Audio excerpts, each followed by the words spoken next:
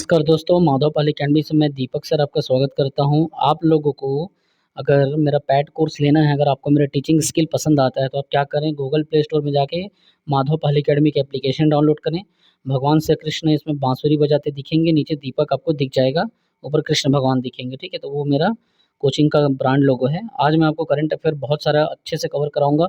29 अक्टूबर से लेके पूरा 5 नवंबर तक के करंट अफेयर को मैं इस क्लास में कंप्लीट कराऊँगा। तो समय बर्बाद नहीं करते, अपन सीधा मूल मुद्दे पे आते हैं, ठीक है? अच्छा, एक बात याद रखना, अगर आप लोगों को डेली करंट अफेयर पढ़ना है, तो मैं क्या करूँगा, या तो डेली करंट अफेयर बना दूँगा, और कई लोग बोलते हैं सर सप्ताह में 1 बार बनाओ, 7-7 दिन का 1 बार बनाओ।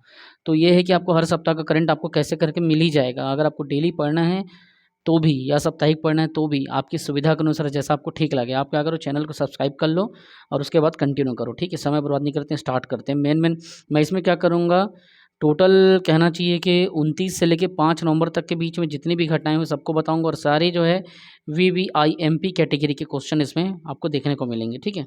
देखिए, इसमें क्या है, किसे यूनाइटेड नेशन की जलवायु परिवहन समिति के अध्यक्ष के रूप में अभी नामित किया गया है? तो अभी जलवायु परिवहन समिति के अध्यक्ष बनाए गए हैं शेफाली जुनेजा जी को। शेफाली जुनेजा जी को जलवायु परिवहन समिति के अध्यक्ष बनाए गए हैं, याद रखिएगा, ठीक। हाल ही में 12वें विश्व हिंदू सम्मेलन की मेजबानी किस देश ने किया? तो यहाँ पे याद रखिएगा, फिजी जो है, फिजी ने 12वें विश्व हिंदू सम्मेलन की, कहना चाहिए कि मेज़बानी जो है किया है। और ये क्या है, बड़ा मुद्दा है, हिंदुत्व को लेकर के पूरे विश्व में चल ही रहा है, आप लोगों को पता है। तो कहना चाहिए कि इसके बारे में आपको देखना पड़ेगा। फिजी का जो कैपिटल है वो सुआ है, ठीक है? इसको याद रखना, वैसे पूछेगा नहीं लेकिन आपकी इन्फॉर्मेशन के लिए मैं बता दे रहा हूँ, तो ये चीज़ आपको दिमाग में रखना है। फिर हाल ही में एलन मस्क ने, जो एलन मस्क है, उन्होंने कितने बिलियन डॉलर में ट्विटर का क्या किया है, अधिग्रहण कर लिया है? तो 44 बिलियन डॉलर में ट्विटर का अधिग्रहण किया है।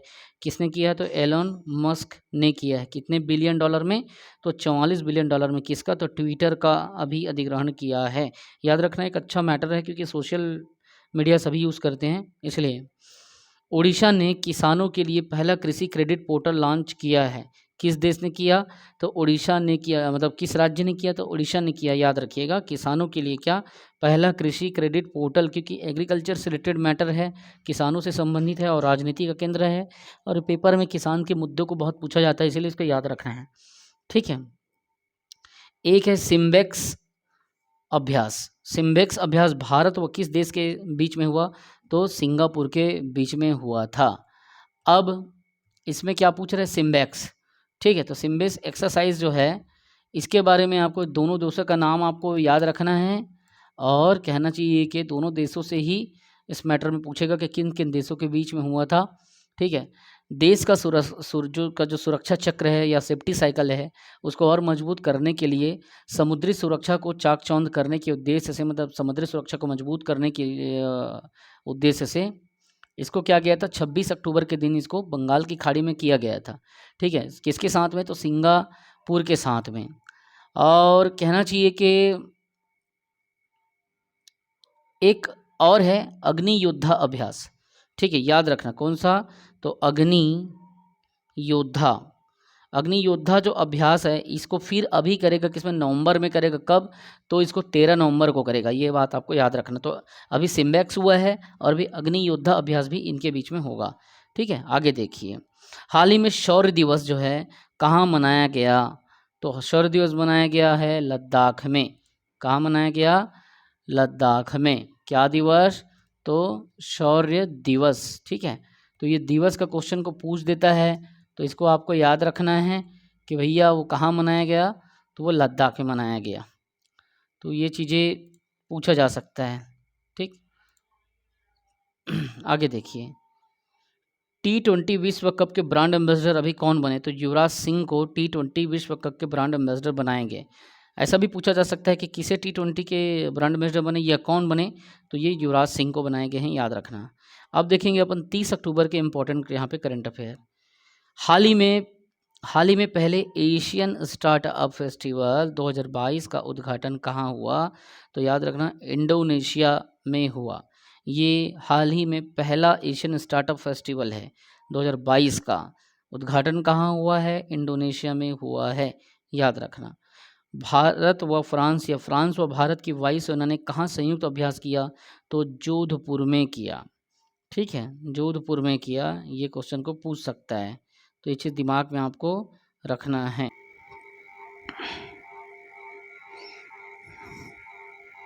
याद रखना, इसमें फ्रांस का जो राफेल था उसका इसमें अभ्यास हुआ है, और इसका जो नाम है यहाँ पे जो हुआ है भारत और फ्रांस के बीच में, उसको गरुड़ अभ्यास के नाम से जाना गया। किस नाम से? तो गरुड़ अभ्यास के नाम से इसे जाना गया। ये 7वां संयुक्त अभ्यास था, इससे पहले 6 भी हो चुके हैं, लेकिन अभी जो अक्टूबर में हुआ था ये गरुड़ के नाम से जाना जाएगा। ठीक है, आगे देखिए, केंद्रीय मंत्री सर्बानंद सोनोवाल। तो केंद्रीय मंत्री सर्बानंद सोनोवाल ने कहाँ आयुष उत्सव उद्घाटन किया? तो कश्मीर में किया था। किसको? आयुष उत्सव को। ठीक है, तो किसने किया था? केंद्रीय मंत्री है सर्बानंद सोनोवाल, उन्होंने किया था। हाल ही में किस देश को नोबेल पुरस्कार समारोह में शामिल होने से प्रतिबंधित कर दिया गया है? तो ये क्वेश्चन बहुत ही अपने आप में महत्वपूर्ण रखता है कि ये क्यों इसको किया गया और ये कौन सी कंट्री है? तो ये ईरान है, और इसे क्या किया है? इसको मतलब अभी शामिल ना हो करके प्रतिबंधित कर दिया गया है। ईरान की आपको कुछ जानना है या ना जानना है, लेकिन इतना आपको जानना है इसकी राजधानी कौन सी है। तो ईरान का जो कैपिटल है तेहरान है, आपको दिमाग में रखना है। और वर्तमान में कहना चाहिए कि इसको नोबेल पुरस्कार समारोह में सम्मिलित होने से प्रतिबंधित कर दिया गया है। अब देखेंगे अपन 31 अक्टूबर का, ठीक, कि हाल ही में कौन सा देश जो है आतंकवाद निरोध के संयुक्त राष्ट्र ट्रस्ट फंड में $5 लाख का योगदान करेगा। तो भारत जो है वर्तमान में आतंक निरोध, मतलब जो कहना चाहिए जो आतंकवाद जो बढ़ रहा है उसको रोकने के लिए क्या करेगा? संयुक्त राष्ट्र ट्रस्ट के, जो यूनाइटेड नेशन के ट्रस्ट है, उसमें फंड जमा करेगा। कितना? $5 लाख। ठीक है, इतना पैसा वो जमा करेगा। राजनाथ सिंह ने, जो हमारे राजनाथ सिंह हैं, उन्होंने 75 परियोजनाओं का 75 प्रोजेक्ट का उद्घाटन किया। ठीक है, तो जो उद्घाटन उन्होंने किया तो 6 राज्यों में और केंद्र शासित प्रदेशों में किया। ठीक है, ये सभी क्या है? BRO की ये जितनी भी 75 जो प्रोजेक्ट हैं ये सभी क्या है? BRO की प्रोजेक्ट हैं। और 75 परियोजनाओं को अभी इसको कहना चाहिए कि 31 अक्टूबर 2022 को इसको चालू किया गया है। कितने राज्यों में? तो 6 राज्यों में और केंद्र शासित जितने भी हमारे प्रदेश है उसमें। और एक किसकी है? तो ये है बॉर्डर रोड ऑर्गेनाइजेशन, जो है जो क्या करता है बॉर्डर के रोड ऑर्गेनाइजेशन, मतलब बॉर्डर में, बॉर्डर क्षेत्र में वो रोड का क्या करती है? विकास करती है, ताकि हमारे आने वाले जो कन्वीनियंस है उसमें प्रॉब्लम ना आए, और नेटवर्क जो है अच्छा हमारा रहे, कनेक्टिविटी रहे, और बॉर्डर को हम अच्छे से कहना चाहिए सिक्योरिटी दें, टाइम टू टाइम उसको प्रोटेक्शन दे सकें। तो ये सारी चीज़ें हैं, और ये क्या करती है? रोड को डेवलपमेंट का काम करती है ना। तो ये BRO की प्रोजेक्ट है, और ये कहना चाहिए कि ये जो है under the control of ministry of defence. ठीक है, 2015 से कहना चाहिए कि ये डिफेंस मंत्रालय के कंट्रोल में काम कर रही है। तो ये बात आपको उतना उसमें घुसना नहीं, बस इतना जानना है। राजनाथ सिंह ने कितने परियोजनाओं का उद्घाटन किया?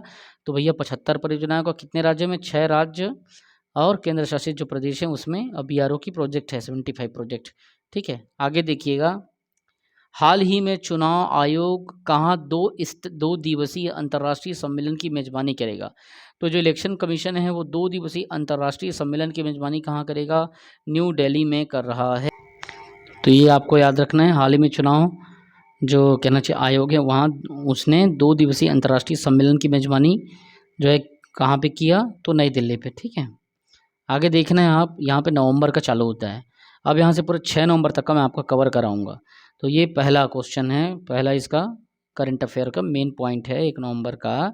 हाल ही में भारत ने किस देश को हराकर सुल्तान जोहोर कप 2022 को जीता? तो ऑस्ट्रेलिया को हरा करके जीता। ठीक, अगला क्वेश्चन है, हाल ही में बांग्लादेश फिल्म महोत्सव के 4थे संस्करण का उद्घाटन कहाँ हुआ? तो ये कोलकाता में हुआ, याद रखना, इसको पूछा जा सकता है क्योंकि फिल्म दुनिया जो है कला का विषय हो जाता है, कला और संस्कृति के अंतर्गत आता है, इसलिए पूछा जा सकता है। तो बांग्लादेश फिल्म महोत्सव के चौथे संस्करण का उद्घाटन कहाँ हुआ? तो कोलकाता में हुआ। ब्राज़ील के नए राष्ट्रपति कौन बने? तो लुइस इनाशियो लूला डी सिल्वा जो है ब्राज़ील के नए राष्ट्रपति बनाए गए हैं। ठीक है। हाल ही में केंद्रीय शिक्षा मंत्री कौन है? धर्मेंद्र प्रधान हैं। उन्होंने कहा दूसरे राष्ट्रीय मॉडल वैदिक स्कूल का उद्घाटन किया, है ना? तो वो जगह आपको बताना है, पुरी है। पुरी में जो केंद्रीय शिक्षा मंत्री धर्मेंद्र प्रधान जी हैं आपके, जो पहले आपको पता है, आप लोग जान रहे हो कि ये पेट्रोलियम कोल मंत्रालय इनके अंतर्गत मतलब काम करता था, लेकिन अभी ये एचआरडी डिपार्टमेंट और एजुकेशन डिपार्टमेंट इनके अंतर्गत है। तो केंद्रीय शिक्षा मंत्री धर्मेंद्र प्रधान ने कहाँ पर दूसरे राष्ट्रीय मॉडल वैदिक स्कूल का उद्घाटन किया? तो पुरी में दूसरे राष्ट्रीय मॉडल वैदिक स्कूल का उद्घाटन किया है। एक बात आपको याद रखना है, जब बात हम लोग कर रहे हैं यहाँ पे दूसरे राष्ट्रीय मॉडल वैदिक स्कूल का, तो क्या वैदिक संस्कृति को बढ़ावा देने के लिए पहला जो राष्ट्रीय मॉडल वैदिक स्कूल खोला था वो आपके महाकाल की नगरी उज्जैन में खोला था, और अभी दूसरा जो बनाया जा रहा है आपके पुरी में मनाया जा रहा है। और जगन्नाथ जो है भगवान के लिए जानते हैं, इसको आप सभी जानते हो, इसमें ज़्यादा आप लोगों को घुसने की ज़रूरत नहीं है। अब देखिए, हाल ही में महिला विश्व कप फीफा अंडर 70 किसने जीता? तो स्पेन ने जीता, याद रखिएगा। हाल ही में कौन सा राज्य जो है वो समान नागरिक संहिता, ये क्वेश्चन बहुत ज़बरदस्त है, इसको आपको याद रखना है। हाल ही में कौन सा राज्य समान नागरिक संहिता लागू करने के लिए समिति का गठन करेगी? तो ये आंसर क्या होगा? गुजरात। एक बात याद रखिएगा, जब बात आता है आपके समान नागरिक संहिता का, तो इस बात को याद रखना कि सबसे पहले समान नागरिक संहिता क्या होता है, इसको आपको समझिए। और आप ये समझिए कि संविधान में यहाँ पे इसकी चर्चा है, और चर्चा है तो किस अनुच्छेद में है। देखिए, समान नागरिक संहिता क्या होता है, पूरे देश में जो हमारा ऑल ओवर कंट्री है, पूरे देश में क्या होता है, पूरे देश के लिए एक समान मतलब इसके लिए कानून होता है।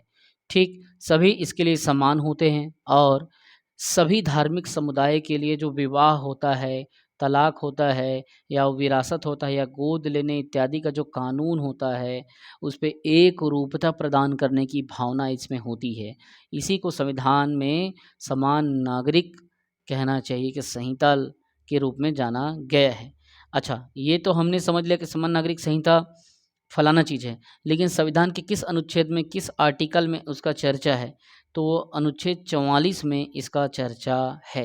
अनुच्छेद 44 जो है वो कहता है कि राज्य जो है भारत के पूरे क्षेत्र में नागरिकों के लिए एक समान नागरिक संहिता सुनिश्चित करने का प्रयत्न करेगा।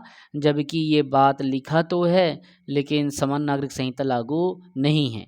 और समान नागरिक संहिता की एक बड़ी बात यह ध्यान में रखिए, ये अनुच्छेद 44 के अंतर्गत आता है, जो कि राज्य के नीति निर्देशक तत्वों में से एक है। अनुच्छेद 44 का जो उद्देश्य है, संविधान की प्रस्तावना में जो निहित है, धर्मनिरपेक्ष, मतलब वो बात कर रहा है धर्म निरपेक्ष लोकतांत्रिक गणराज्य की अवधारणा को मजबूत करने के लिए अनुच्छेद 44 को यहाँ पे शामिल किया गया, जिसमें समान नागरिक संहिता की बात कही गई है कि सभी धर्म को, सभी कहना चाहिए कि जो लोकतांत्रिक मूल्य है उसके साथ आगे बढ़ना है, और सभी को कहना चाहिए एकरूपता प्रदान करने की भावना इसमें है। भेदभाव या किसी को ज़्यादा या किसी को कम की बात नहीं है। तो ये कौन सा पहला राज्य होगा? गुजरात होगा। ठीक है, समिति गठन की है। किस देश ने अपनी नई राष्ट्रीय सुरक्षा रणनीति जारी की है? तो अमेरिका ने क्या किया है, अपना नया राष्ट्रीय सुरक्षा नीति को अभी कहना चाहिए रणनीति को जारी किया है, और अपने नेशनल डिफेंस कहना चाहिए जो प्लानिंग है उसको एक अलग व्यवस्था के साथ में उन्होंने लाया है कि ऐसे देश और मजबूत होगा इस कायदे, इस नियमों के द्वारा। ये उनका अपना मंतव्य है। ठीक है। हाल ही में कौन सा देश जो है भारत का 7वां सबसे बड़ा व्यापारिक भागीदार बन गया? तो याद रखिएगा, रशिया जो है भारत का सबसे बड़ा, ठीक है, भारत देश का सबसे बड़ा व्यापारिक भागीदार बन गया। ये कहना चाहिए कि इसलिए आपको जानना पड़ेगा क्योंकि रशिया के साथ हमारे संबंध अच्छे हैं और हमने भी आगे यूक्रेन के पक्ष में कुछ ऐसा बात कहा ही नहीं। तो रशिया के साथ में रशिया शुरू से हमको चाहे स्टील सेल की स्थापना की बात आती है, चाहे छत्तीसगढ़ के भिलाई की बात आती है, या कहना चाहिए कि आपके इंडिया में और भी अलग अलग जगह की जब बात आती है तो रशिया का योगदान हम भूल नहीं सकते, चाहे वो किसी दूसरे प्रकार के एक्सपोर्ट इम्पोर्ट की बात हो। इसलिए हमारी मित्रता इसके साथ अच्छी है और हमारे माननीय पीएम मोदी जी ने क्या किया, यूक्रेन के पक्ष में वोट ही नहीं दिया, ठीक है, ना तो रूस के खिलाफ किया, अपने मत को क्या किया, सुरक्षित कर लिया। अर्थात कहने का मतलब ये कि रशिया से हमारे संबंध अच्छे हैं। अब देखिए उसका परिणाम ये हुआ कि वर्तमान में आपने देखा कि कौन सा देश भारत का 7वां सबसे बड़ा बिजनेस पार्टनर या व्यापारिक भागीदार बन गया, तो रूस बन गया है भारत का सबसे बड़ा बिजनेस पार्टनर, याद रखना। अब हम देखेंगे 2 नंबर के, ऐसे करके पूरा 6 नंबर तक कंप्लीट कराऊंगा। वीडियो थोड़ा लंबा होगा बट आराम से पढ़िए, क्योंकि आप लोग खुद अगर डेटा कलेक्ट करेंगे तो बहुत टाइम लगेगा। यूट्यूब में पढ़ते रहिए, डेटा कलेक्ट होते जाएगा आपका और नोट करते जाइएगा। हाल ही में स्टील मैन ऑफ इंडिया के नाम से जो जाने जाते थे उसका निधन हो गया है। उनका मूल नाम क्या है, तो जमशेद जे ईरानी जी का मूल नाम स्टील मैन ऑफ इंडिया है, ठीक है। और आपको इसके बारे में कुछ ज़्यादा घुसना नहीं है, बस इतना याद रखना है कि स्टील मैन ऑफ इंडिया किसे कहा जाता था, जिनका देहांत हो गया है। एक बात आप याद रखना, स्टील मैन ऑफ इंडिया के नाम से इनको जाना जाता है। टाटा का नाम आप सभी जानते हो, है ना। और जमशेदपुर तो भाई फेमस है, वैसे भी नाम से ही चलता है ना। 2007 में भारत सरकार ने क्या किया था, इंडस्ट्री के फील्ड में या जो उद्योग है, इस उद्योग के क्षेत्र में इनको ना पद्म भूषण पुरस्कार से सम्मानित किया गया था। और ये 1936 को नागपुर में जन्म लिया था इन्होंने। और कहना चाहिए कि ये जो है पद्म भूषण से भी पद्म भूषण से अवार्डेड हैं। और इनकी अपनी रिसर्च सेंटर है, आपको बता रहा हूँ मैं कि इनका रिसर्च एसोसिएशन है, ठीक है, टाटा स्टील, ब्रिटिश आयरन और स्टील रिसर्च इत्यादि के नाम से। तो ये कहना चाहिए स्टील के क्षेत्र में इन्होंने आज अच्छा काम किया है और 86 साल की उम्र में इनका देहांत हुआ है। तो इतना आपको पता होना चाहिए, ठीक है। 1936 से इनका जन्म नागपुर में हुआ था, 31 अक्टूबर को इनका देहांत हो चुका है, ठीक है। तो ये कुछ सुर्खियों में अब क्या है अभी वर्तमान में, तो ये बात जानना चाहिए हमको, है ना, कि पद्म भूषण से सम्मानित हुआ था 2007 को, है ना, हमारे इंडियन गवर्नमेंट ने उसको सम्मानित किया था। आगे हमको देखना है, प्रधानमंत्री मोदी ने राजस्थान के किस स्थान को राष्ट्रीय स्मारक घोषित किया है, तो मानगढ़ धाम को मोदी जी ने क्या किया, राष्ट्रीय स्मारक घोषित किया है, याद रखना, जो कि राजस्थान में है। उत्तर प्रदेश में स्थित कौन सा ऐसा टाइगर रिजर्व है जो भारत का 53वां टाइगर रिजर्व घोषित हुआ, तो रानीपुर टाइगर रिजर्व जो है, ठीक है, ये बाघ संरक्षण के लिए 53वें नंबर का कहना चाहिए कि एक टाइगर रिजर्व घोषित हुआ और ये रानीपुर नामक स्थान पे उत्तर प्रदेश में है। तो भारत में अभी 53 कहना चाहिए कि टाइगर रिजर्व हो चुके हैं, याद रखना इसको। किस देश के राष्ट्रपति ने अभी जस्ट नवंबर में इस्तीफा दिया, तो लेबनान के राष्ट्रपति ने अभी इस्तीफा दिया। 2022 में मैक्सिकन फार्मूला 1, मैक्सिकन या मैक्सिको की कंट्री के नाम से मैक्सिमन फार्मूला 1 का चैम्पियनशिप किसने जीता, तो मैक्स वर्स्टपन ने अभी फार्मूला 1 को जीता। कहाँ का, तो मैक्सिकन फार्मूला 1 एक रेस होता है, ठीक है। तो ये स्पोर्ट के अंतर्गत आता है और फार्मूला 1 का क्वेश्चन एक आध दो बार पूछ ही देता है। यूएस फार्मूला 1, दुनिया भर का चीज़ें बताऊंगा आपको, रशियन फार्मूला 1। तो ये यहाँ पे मैक्सिकन फार्मूला 1 की बात हो रही चैंपियनशिप का, तो किसने जीता, मैक्स ने जीता। और वर्स्टपन इसका पूरा नाम है, मैक्स वर्स्टपन, इतना आपको याद रखना है।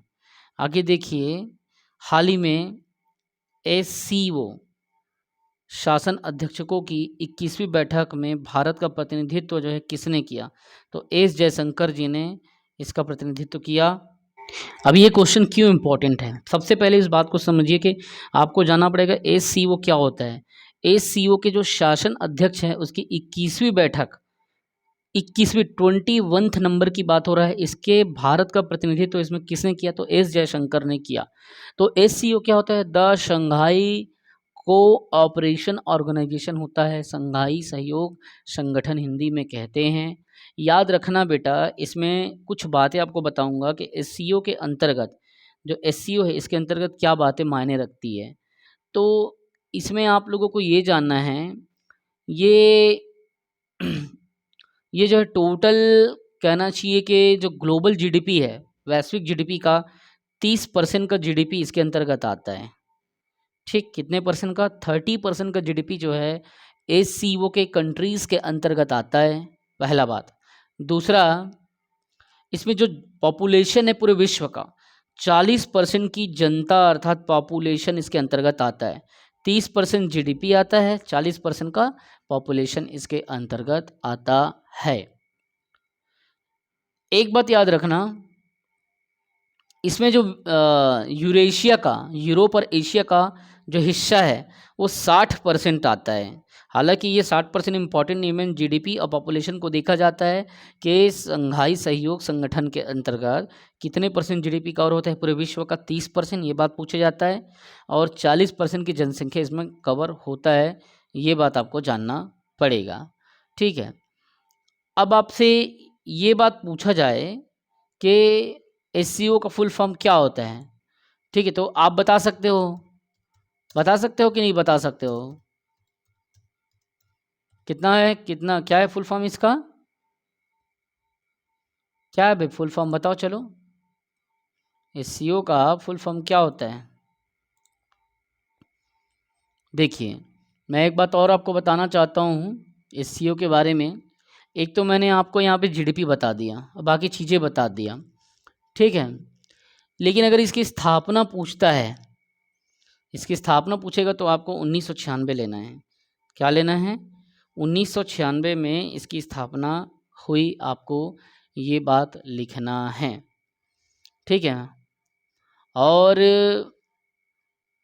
इसमें और तो कुछ इस टाइप का बड़ा चीज़ मुझे लगता नहीं है। आप ये कर सकते हो, आपको एक होमवर्क में दे देता हूँ कि इसके अंतर्गत जो कंट्रीज़ आते हैं, ठीक है, तो कितनी कंट्रीज़ इसके अंतर्गत आता है, how many countries are there, है ना। तो ये चीज़ आप क्या कर सकते हो, मुझे होमवर्क के रूप में आप बता सकते हो कि भाई चाइना, इंडिया, कजाकिस्तान, ठीक है, पाकिस्तान, रशिया, तजाकिस्तान, ये जो कंट्रीज़ हैं, ये सबको आपको क्या करना पड़ेगा, आप खुद सर्च करके बताएंगे कि कितने कंट्रीज़ इसके अंतर्गत आते हैं, ठीक है। वो कंट्रीज़ की संख्या आपको पूछा जा सकता है, इसीलिए आपको देखना है, ठीक है। और अभी वर्तमान में कहना चाहिए इसका जो सचिव है वो कौन है? सचिव है झांग मिंग, ठीक है, 2022 से लिए थे पदभार और तब से ये है। और भी कहना चाहिए कि आप इसके कंट्रीज़ के बारे में देखेंगे कि इसकी क्या विशेषताएं हैं, ये संघाई सहयोग कॉर्पोरेशन के बारे में पढ़ेंगे, अब मुझे बताएंगे कि कितनी कंट्रीज़ इसके अंतर्गत आती है, आप इस चीज़ को देखेंगे, ठीक है। और लेटेस्ट मेंबरशिप किसने लिया था वो भी अगर मिल जाए तो अच्छी बात है। तो खैर उतना घुसने की ज़रूरत नहीं है, मेन मेन जो चीज़ें हमने देख लिया, मेन मेन चीज़ें आप देखेंगे, ठीक है। अब आगे देखते हैं, एक सेकेंड, अब आगे अपन देखते हैं, इसमें 3 नंबर का क्वेश्चन अपन यहाँ पे देखेंगे। हाल ही में फीफा 2022 में किसे भारत का एम्बेसडर बनाया गया है? तो रणवीर सिंह को भारत का एम्बेसडर बनाया गया है फीफा 2022 में, याद रखना। फीफा 2022 में किसे भारत का एम्बेसडर बनाया गया है? तो वो है रणवीर सिंह। हाल ही में कौन सा देश जो है यूएनएससी की अध्यक्षता ग्रहण करेगा? तो घाना जो है वो यूनाइटेड नेशन सिक्योरिटी काउंसिल या संयुक्त राष्ट्र सुरक्षा परिषद की अध्यक्षता जो है वो ग्रहण करेगा। तो यहाँ पे देखना घाना है, ठीक है।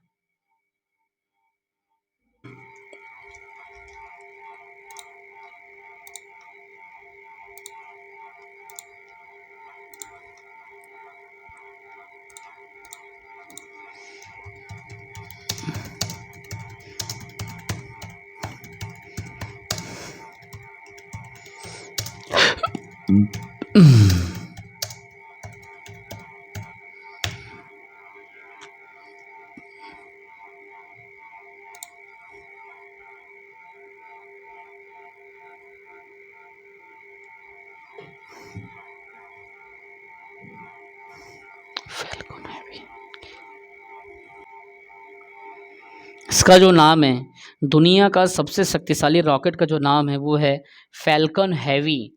ठीक है, इसके स्पेलिंग है FALCON, तो फैल्कन हैवी इसका नाम है। ठीक है, ये जो स्पेस एक्स है ये किसकी कंपनी है? तो इस चीज़ को आपको याद रखना पड़ेगा कि जो एक्चुअली में जो फाल्कन है ही है, फाल्कन हैवी है, वो किसके अंतर्गत आता है? तो ये एलन मस्क के अंतर्गत आता है, याद रखना। एलन मस्क जो है इसके हेड हैं और उन्हीं की कंपनी है स्पेस एक्स। इसी ने ही फैल्कन हैवी को अगर हिंदी में अगर प्रोनाउंसिएशन करें तो फाल्कन हैवी होगा। ठीक है, तो फैल्कन जो हैवी है उसको लॉन्च कर दिया है और इसमें कहना चाहिए कि अमेरिकी स्पेस फोर्स की जो सैटेलाइट है उसको भेजा गया है इसमें। ठीक है, और कहाँ से लॉन्च हुआ? तो ये फ्लोरिडा नामक एक रॉकेट जो है फ्लोरिडा से हुआ है और ये नासा के अंतर्गत कहना चाहिए कि नासा के सहयोग से जो स्पेस सेंटर है, नासा कैनेडी स्पेस सेंटर, उसके सहयोग से इसको लॉन्च किया गया है। ठीक है, तो ये बात आपको याद रखना पड़ेगा। फैल्कन हैवी को सबसे शक्तिशाली रॉकेट के नाम से जाना गया है। कहाँ का? दुनिया का। आगे देखेंगे अपन 4 नवंबर। विश्व का सबसे बड़ा पांडुलिपीय ग्रंथालय कहाँ बनाया जा रहा है? तो गुजरात में बनाया जा रहा है। 1 नवंबर को किस राज्य ने अपना मुक्ति दिवस मनाया? तो पुदुचेरी ने, पौंडीचेरी ने अपना मुक्ति दिवस मनाया। ये बात आपको याद रखना है। हाल ही में किस देश ने समलैंगिक जो कपल हैं, समलैंगिक कपल मतलब सेम सेक्स है ना, समलैंगिक कपल, तो ये देखना समलैंगिक जो कपल हैं, ठीक है, उसके लिए एक साझेदारी प्रमाण पत्र योजना शुरू की है। साझेदारी प्रमाण योजना शुरू की है। यहाँ पे आंसर को लिखना भूल गए हैं लेकिन मैं आपको बताऊंगा। हाल ही में किस देश ने समलैंगिक कपल के लिए एक साझेदारी प्रमाण पत्र योजना चालू किया है? तो वो देश है क्या? जापान। इसने क्या किया? समलैंगिक कपल हैं उनके लिए साझेदारी प्रमाण पत्र योजना शुरू की गई है। ठीक है, ताकि वो अपने पसंद के किसी भी से समान लैंगिक विचारधारा के किसी भी व्यक्ति से, किसी भी स्त्री से, पुरुष से वो शादी कर सके। उसको समाज में एक सर्टिफिकेट दिया जा रहा है। ठीक है, उसे समाज में एक रिस्पेक्ट मिलेगी और वो अपने तरीके से जीवन जी सकते हैं। ये बात है। कौन भारतीय क्रिकेटर जो है दुनिया का नंबर 1 T20 बल्लेबाज बन गया है? तो कौन भारतीय क्रिकेटर दुनिया का नंबर 1 जो है T20 बल्लेबाज बन गया? सूर्य कुमार यादव को बनाया गया है, वो बन चुके हैं। किसने ग्लोबल इन्वेस्टमेंट समिट्स, किसने global investment meet investment Karnataka 2022 का उद्घाटन किया? तो प्रधानमंत्री मोदी ने किया। किसने global investors meet, global level पे जो इन्वेस्टर्स हैं, जो निवेशक हैं, उनकी एक बैठक इसमें बुलाई गई थी। और कहाँ पे? तो ये कर्नाटक में हुआ। इन्वेस्ट कर्नाटक 2022 के नाम से इसका थीम था, इन्वेस्ट कर्नाटक 2022 करके। तो उसका उद्घाटन किसने किया? तो इस ग्लोबल इन्वेस्टर्स मीट का उद्घाटन जो है प्रधानमंत्री मोदी जी ने किया। इस बात को हमको याद रखना है। ठीक है, अगला एक क्वेश्चन है, थोड़ा इम्पोर्टेंट है लेकिन देख लेते हैं, क्या पता इससे क्वेश्चन पूछ दे कि किसे FICCI के नए अध्यक्ष के रूप में चुना गया है? तो FICCI का अध्यक्ष जो है वो शुभ्रकांत पांडा को चुना गया है। FICCI को चुना गया है। इसका फुल फॉर्म क्या होता है? सबसे पहले आप ये जान लीजिए। ठीक है, तो जो ये इसका फुल फॉर्म होता है, F का मतलब हो गया आपका फेडरेशन। ठीक, फेडरेशन ऑफ, I का मतलब हो गया India, FI, federation of Indian, federation of Indian के बाद में FI हो गया। फिर C को क्या होगा? तो होगा चैम्बर्स, FIC। फिर चैम्बर के बाद ऑफ लगा देना, ऑफ के बाद में C के बाद अगेन C है, वो होगा कॉमर्स। लास्ट में है तो एंड इंडस्ट्रीज, मतलब इसका फुल फॉर्म है federation of Indian chambers of commerce and industries. क्या है? Federation of Indian chambers and commerce of industries. ठीक है, भारतीय वाणिज्य और उद्योग जो महासंघ है, ठीक है, इसको फिक्की भी कहते हैं। FICC को, FICCI को फिक्की भी कहते हैं। तो ये भारत के व्यापारिक संगठनों का क्या है? एक संघ है बेटा। ठीक है, और इसकी स्थापना जो हुआ था फिक्की का, महात्मा गांधी की सलाह पर हुआ था। महात्मा गांधी की सलाह पर घनश्याम दास बिरला ने अब पुरुषोत्तम ठक्कर द्वारा इसका किया गया था। तो अगर आपसे पूछा जाए किसकी सलाह पर, तो ये महात्मा गांधी की सलाह पर हुआ था। ठीक है, ये बात को आपको याद रखना पड़ेगा। कब हुआ था? 1927 में। और ये तो हमने देख लिया 1927 में हुआ था। और इतना ज़्यादा इम्पोर्टेंट तो नहीं है, लेकिन इतना है कि इसके अध्यक्ष अभी जो मैटर हुआ है, फिक्की का नया जो अध्यक्ष बना है पांडा जी, सुब्रकांत पांडा को पूछ सकता है। तो ये चीज़ आपको रखना है कि भैया वो उसके अध्यक्ष हैं। ठीक है, लेकिन घनश्याम दास बिरला को फाउंडर माना जाता है। दो लोगों को, घनश्याम दास बिरला और पुरुषोत्तम ठाकुर, लेकिन मेन जो फाउंडर थे, मेन जो योगदान दिया, तो घनश्याम दास बिरला को इसका फाउंडर माना जाता है। ठीक है, ये बात आपको याद रखना है। तो इतना मैंने इम्पोर्टेंट बताया। अब मैं क्या करूँगा, आपको थोड़ा सा आगे लेके जाऊँगा। एक कुछ बातें यहाँ पे है, एक दो ठो उसको लेके जाऊँगा, आपको बताऊँगा कि भैया इसमें और क्या चीज़ आ सकता है इम्पोर्टेंट में। तो अभी आपको मैं बताता हूँ। एक शहर सिटीज़ के ऊपर है क्वेश्चन। कौन सा शहर जो है इंडिया केम 2022 की मेज़बानी करेगा? तो वो होगा दिल्ली। दिल्ली जो है इसकी मेज़बानी करेगा। ठीक है, ये बात को, ये जो था जो दिल्ली में हुआ, तो कौन से शहर इंडिया गेम 2022 की मेजबानी करेगा? तो ये न्यू दिल्ली में हुआ। याद रखना, ये प्रगति मैदान न्यू दिल्ली में हुआ। ठीक है, और इसका जो थीम बनाया गया था, वो थीम क्या था? तो सबसे पहले समझो इंडिया केम क्या चीज़ है। इंडिया केम मतलब हो रहा है इंडिया केमिकल्स के बारे में बात कर रहा है। यहाँ पे जो मेजबानी हुआ, ये क्या एग्जीबिशन लगा था, मतलब एक प्रदर्शनी लगा था, समझ लो, कि सारे केमिकल्स के ऊपर में कि किसके क्या बेनिफिट हैं, किसके प्रो हैं, किसके कॉस हैं, इस पर चर्चा करने के लिए। और ये एक इंटरनेशनल लेवल का एग्जीबिशन था और कॉन्फ्रेंस था। ठीक है, तो इसमें एक थीम था, उस थीम का नाम था विज़न 2030। ठीक है, केमिकल्स एंड प्रोटोकेमिकल्स बिल्ट इंडिया, ये इसका क्या था? विज़न था। तो विज़न को मैं फिर से रिपीट कर रहा हूँ। इसका इंडिया के हम 2022 का क्या विज़न था? तो उसका विज़न था, इसका थीम था, वो था विज़न 2030। इसका क्या है? थीम था। फिर आगे लिखा था chemicals and petrochemicals build India. ये केमिकल्स के ऊपर लोगों को कहना चाहिए कि जागरूकता देने के लिए, उसके पॉजिटिव नेगेटिव चीज़ों को दिखाने के लिए बड़ा सा एक एग्जीबिशन लगा था, मेला टाइप का। ठीक है, तो ये आप याद रखना। अब देखेंगे अपन 5 नवंबर के मेन यहाँ पे करंट को देखेंगे। तो इजराइल के नए पीएम कौन बने भैया? तो बेंजामिन नेतन्याहू को इजराइल का नया पीएम बनाया गया है। हाल ही में अडानी न्यू इंडस्ट्रीज़ ने किस राज्य में भारत का सबसे बड़ा पवन टरबाइन जो है स्थापित किया है? तो उन्होंने गुजरात में किया। अब इस चीज़ को इसलिए इम्पोर्टेंट क्यों है? क्योंकि तो टरबाइन है, और कौन सा टरबाइन है? तो पवन टरबाइन। अब जानना पड़ेगा, क्योंकि मोस्टली पवन टरबाइन ज़्यादा देखने को नहीं मिलते।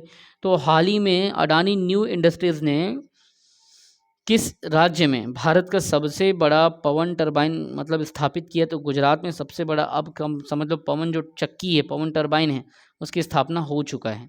इतना आप देख रहा हूँ।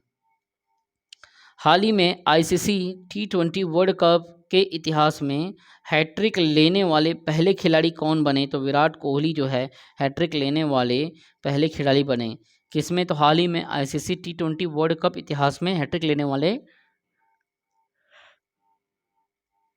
पहले खिलाड़ी बन गए हैं। हाल ही में इंडोनेशिया ने किस देश को G20 धर्म मंच की अध्यक्षता सौंपी है?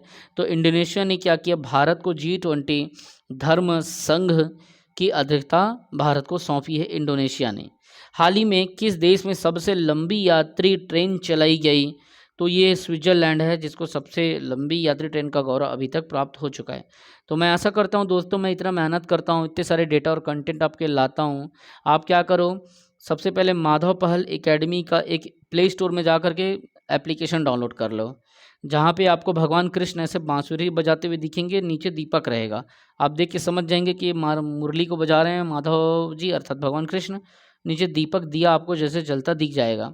तो सबसे पहले आप ये इंस्टॉल कर लो। उसके बाद इसको क्या करो, रजिस्ट्रेशन करो अपने मोबाइल नंबर पर डाल के, लेकिन रजिस्टर एज स्टूडेंट करना, ना कि एज पेरेंट मत करना, एक छात्र की तरह, स्टूडेंट की तरह उसमें क्लिक करना, पेरेंट्स पे क्लिक मत करना।